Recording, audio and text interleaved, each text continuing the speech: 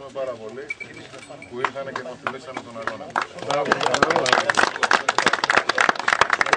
Δύο κουβέντες από χαιρετιστήριες από τον άνθρωπο που ήταν ο πρώτος που ήρθε στην Ελλάδα και μας έκανε σεμινάριο και μας ξεκίνησε να κάνουμε διοργάνωση, τον Ιβο Άντζελη. Ένα χαιρετισμό και είμαστε ελεύθεροι. Grazie a Andreas, a Nikos e a tutta l'organizzazione cinofila che ci hanno invitato, a me, a Marco e a Fausto. Ευχαριστούμε όλη τη διοργάνωση, όλους τους διοργανωτές του αγώνα που μας καλέσανε σε τον όμορφο αγώνα.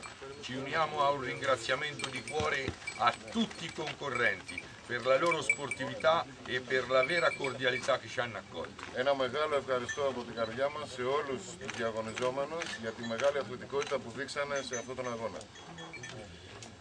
In queste condizioni sarebbe stupido parlare di cani buoni o meno buoni.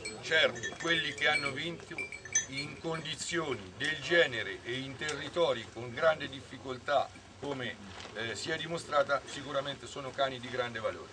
Με αυτές τις καιρικές συνθήκες που επικρατούσαν αυτές τις μέρες θα ήταν ευλακία να μιλήσουμε για σκύλους οι οποίοι δεν ήταν καλοί ή ήταν καλοί.